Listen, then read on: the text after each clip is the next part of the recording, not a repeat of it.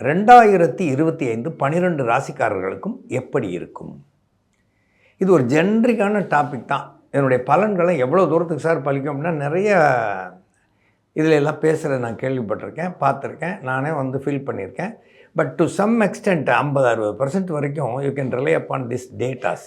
இது உங்களுக்கு ஒரு அடிஷனல் யூஸாக இருக்கும். ஏன்னா உங்களுடைய முயற்சி மற்ற எல்லாத்தையும் தாண்டி இது ஒரு அடிஷனல் யூஸாக உங்களுக்கு இருக்கும்.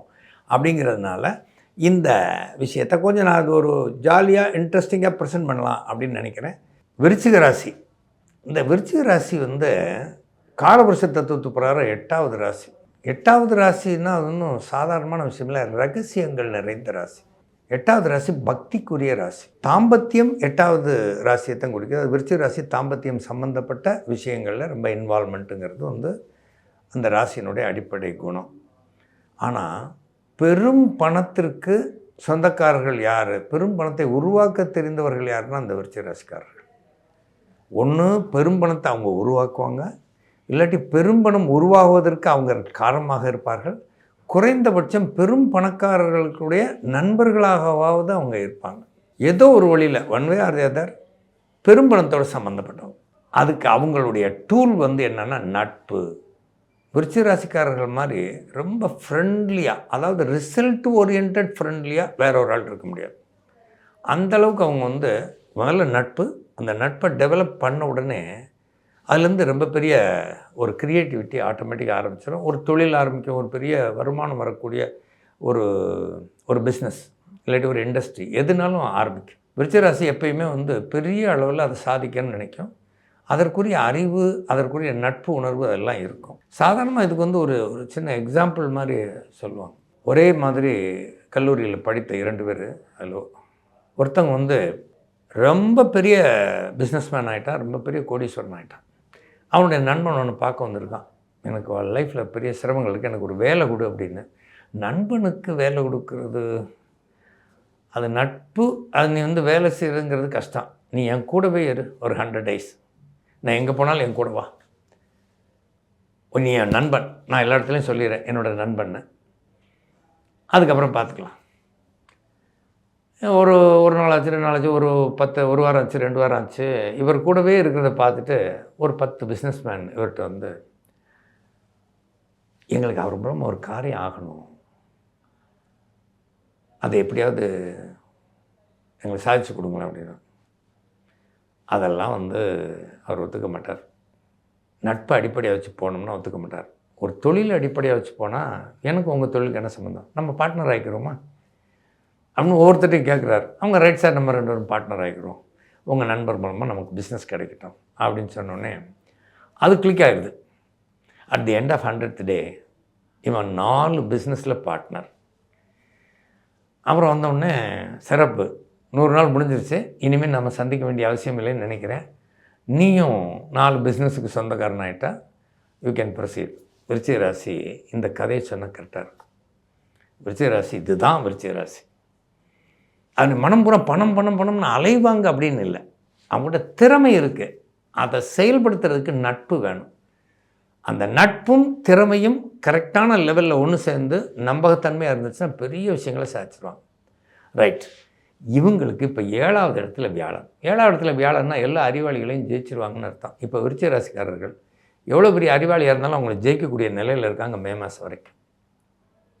மே மாதத்துக்கு பிறகு வியாழன் 8க்கு போயிடுறார். 2-5 கூடையவர் மறைந்து வலுக்கலாம், மறைந்து இருக்கலாம், தப்பில்லை. 2-5 கூடையவனா வியாழன் வரக்கூடாது. நிதிஸ்தானத்துக்கு அதிபதியான 2, 5 புத்திரஸ்தானத்துக்கு அதிபதியான 5 இவங்களாம் வரக்கூடாது. ஆனால் அந்த வியாழன் வந்து 7ல் வந்து நிஷ்பலமாக இருக்கிறார், பலம் இல்லாமல் இருக்கிறார். அப்போ எவ்வளோ பெரிய ஆள்னாலும் இவங்களுக்கு சரண்டர் ஆவாங்க. பெரிய பெரிய ஆட்கள்லாம் வந்து இந்த விருச்சிக ராசிக்கு சரண்டர் ஆவாங்க அப்படின்னு பொதுவான ஒரு விஷயத்தை இங்கே பார்க்கலாம். 4ல் அர்த்தாஷ்டம சனி இப்போ அவங்க நடந்துகிட்ருக்கு. இந்த அர்த்தாஷ்டம சனி இந்த ஆண்டு முழுவதும் இருக்குது. அது கூட வந்து ராகுவும் சேர்ந்துக்கிறாரு. நிறைய விருச்சிக ராசியை சேர்ந்த ஆட்கள் தன்னுடைய பழைய நிலங்களையெல்லாம் விற்றுட்டு புதிய இடங்களில் நிலம் வாங்கிறது, புதுசாக வீடு கட்டுறது, இந்த மாதிரியான ஒரு காலகட்டமாக அது இருக்கிறது. 7லேருந்து 8க்கு போயாச்சு அப்படின்னு சொல்லியெல்லாம் நினைக்க வேண்டாம். அந்த 8க்கு போன உடனே இந்த 4ல் இருக்கக்கூடிய சனியையும் ராகுவையும் அந்த குரு பார்ப்பார். 10வது இடத்துல சரியாக வந்து கேது போய் இருக்கிறதுனால இவர்கள் வந்து பல கோயில்கள், குளங்கள் இதுக்கெல்லாம் போகக்கூடிய வாய்ப்புகள் இருக்குது. அதே மாதிரி இவங்க எதையெல்லாம் பிளான் பண்ணாங்களோ அந்த நண்பர்கள் முழுவதும் எல்லோருமே வந்து ஒரு சப்போர்ட்டிவான ஆக்ஷன் கொடுத்து 4வது இடத்துல டிஸ்டர்ப் பண்ணி கிடக்கக்கூடிய சனிக்கும் ராகுக்கும் ஒரு பவர் கொடுத்து, குரு தன் பார்வையாலேயே ஒரு பவரை கொடுத்து, இவர்கள் பெண்டிங்காக இருந்த அத்தனை ஒர்க்கும் முடிஞ்சிடும். ஏதாவது ஒரு ப்ரொமோஷன் பெண்டிங்கு, அது பெண்டிங்கு, ட்ரான்ஸ்ஃபர் பெண்டிங், எதுனாலும் சரி எல்லாத்தையும் சாதிக்க வச்சு டெவலப்மெண்ட் கொடுத்துருவார். நல்ல பொசிஷனில் இருக்கிறவங்களுக்கு மேலும் டெவலப்மெண்ட் வர மாதிரி ஒரு ப்ரொமோஷன்ஸ் கிடைக்கும்.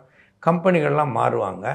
அந்த மாதிரியான ஒரு விஷயங்கள் இந்த காலகட்டத்தில் நடக்கும். விருச்சிக ராசிக்காரர்களுக்கும் இதெல்லாம் கடைப்பிடிச்சிக்கிறாங்க. நட்பை சரியாக பயன்படுத்தி அதை தொழில் முகமாக மாற்றக்கூடிய தந்திரம், இதை வந்து விட்டுறவே கூடாது விருச்சிக ராசிக்காரர்கள். இந்த ஆண்டு அந்த தந்திரம் அதிகமாக செயல்படக்கூடிய காலம். எனவே இது சிறப்பான ஒரு வருடமாக 2025 இவர்களுக்கு இருக்கும். தனுசு ராசி. இந்த தனுசு ராசி வந்து இட் எய்ம்ஸ் த ஸ்கை. வானத்தை நோக்கி வில்லை வளைச்சி குறி வைக்கிற மாதிரி. வானத்தை நோக்கி குறி வச்சா இட் இஸ் எய்ம்லெஸ்ன்னு கிட்டத்தட்ட சொல்லலாம். It's quite pointless. ஆனால் இருக்கிறதுலேயே பெரிய காரியங்களில் தான் ஈடுபடுவாங்க தனுசு ராசிக்காரர்கள். மோஸ்ட்லி இவங்களாம் advisers, political advisers. Mostly advisers பெரிய பெரிய கம்பெனியில் பெரிய பெரிய ஓனர்ஸை, அதே மாதிரி இண்டஸ்ட்ரியலிஸ்ட் எல்லாத்துக்கும் அட்வைசர்ஸாக இருப்பாங்க. அந்த கம்பெனியில் மேனேஜர்ஸாக இருப்பாங்க, ஆர்கனைசர்ஸாக இருப்பாங்க, யூனிட் லீடர்ஸாக இருப்பாங்க. இப்படி எல்லாம் இருக்கக்கூடிய ஆட்கள் யார் தான் தனுசு. தனுசு ராசி எதையுமே ஊதி பெருசாக்கக்கூடிய ஒரு ராசி. ஊதி ஒரு சாதாரண விஷயம் ஊதி பெருசாக்கிடுவாங்க. நல்லதோ கெட்டதோ அவங்க சொல்கிறது நடக்கணும். தனுசு ராசி should be the guide, philosopher. அப்படி இருந்தால் தான் அந்த ராசிக்கு ஒரு சந்தோஷம் இருக்கும். எல்லாம் நம்மளை குருவாக மதிக்கிறாங்க, நம்மகிட்ட வந்து எல்லாத்தையும் கேட்குறாங்க அப்படிங்கிற ஒரு எண்ணம் மட்டும்தான் தனுசு ராசிக்கு வேணும். வில்லானை சொல்லால் வளை. 4 வார்த்தை இதம் அடையப்போ உங்களை மாதிரி அறிவாளி யார் இருக்கான்னு தனுசு ராசிக்காரங்கிட்ட சொன்னீங்கன்னா போதும், வாழ்நாள் முழுவதும் உங்களுக்கு ஒரு நல்ல வேலைக்காரங்க இருப்பான். அப்படிப்பட்ட அறிவு ரீதியான வேலைகளை செய்யக்கூடிய, அதே நேரத்தில் அவங்களுக்கு ஒரு இம்பார்ட்டன்ஸும் அவங்க எடுத்துக்கிடுவாங்க, உரிமைகளையும் எடுத்துக்கிடுவாங்க. கொஞ்சம் ஊதாரித்தனமாக இருக்கக்கூடிய ராசி தனுசு ராசின்னு சொன்னால் அது மிகையாகாது. இப்போ 6ல் இருக்குது வியாழன், 3ல் இருக்கிறாரு சனி, ராகு வந்து கூட்டு சேர்ந்துக்கிற போகிறாரு, 10ல் இருக்கக்கூடிய கேது 9க்கு போக போகிறாரு. இப்போ இது வரைக்கும் டெவலப்மெண்ட் வந்துடும் அப்படின்னு நினச்ச தனுசு ராசிக்காரர்கள் இப்போது அந்த டெவலப்மெண்ட்டை சந்திக்க போகிற நேரம். வர மே மாதத்துக்கு மேலே 7வது இடத்துக்கு தனுசு ராசிக்காரர்களுக்கு வியாழன் வந்த உடனே வியாழனுடைய டைரக்ட் ஆஸ்பெக்ட் கிடைக்கும். இது வரைக்கும் விருச்சிகம் சொன்னாலும் எல்லா அறிவாளியும் ஜெயிப்பாங்கன்னு, அதே மாதிரி தன்னை தானே ஜெயிக்கக்கூடிய காலகட்டம். இது வரைக்கும் செருக்கில் நமக்கு எல்லாம் தெரியும் அப்படிங்கிற திமிரில் இருந்த ஒரு சில, திமிருன்ற வார்த்தை யூஸ் பண்ணக்கூடாது, ஒரு ஆணவத்தில் இருந்து, அதுவும் ஒரு ஈகோவில் இருந்த ஆட்கள் வந்து இப்போது மற்றவர்களுடைய பலவீனமெல்லாம் பார்த்து நம்ம இவ்வளோவெல்லாம் யாரையுமே எதுக்க வேண்டிய அவசியம் இல்லையே, எல்லாருமே வந்து நம்ம சொல்கிற கேட்கத்தானே செய்கிறாங்கங்கிற ரியலைசேஷன் வந்து இனி வந்து மே மாதத்துக்கு மேலே எல்லாமே அவங்களுக்கு லாபகரமாக இருக்கும். அவங்க சொல்கிற பிளான் எல்லாத்தையும் எடுத்துக்கிடுவாங்க. அவங்க சொல்கிற அட்வைஸு, அவங்க கொடுக்குற கவுன்சிலிங் எல்லாத்துக்குமே ஒரு பெரிய மரியாதை வரும். நான் ஜென்ரல் மேட்டர்ஸ் தான் பேசுகிறேன். உனக்கும் இந்த காலகட்டத்தில் கல்யாணம் நடக்கும், இந்த காலகட்டத்தில் உனக்கு வேலை கிடைக்கும், இந்த காலத்தில் படிப்புக்கு முன்னேற்றம் இருக்கும். இதை அடிப்படையை வச்சு நீங்கள் புரிஞ்சுக்கிறணும். எல்லாருமே இதை நான் சொல்லக்கூடிய விஷயம் 4 பிளானெட்டு தான் ஆப்ரேட் பண்ணுது.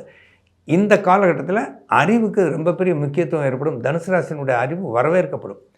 அது எவ்வளோ பெரிய போட்டியிலையும் ஜெயிக்கும். இவங்களுடைய ப்ராஜெக்ட்லாம் ஜெயிக்கும். இவங்களுடைய எண்ணம் ஈடேறும். ஆக இந்த ஆண்டு இவங்களுக்கு ஒரு சிறப்பான ஆண்டாக இருக்கும்.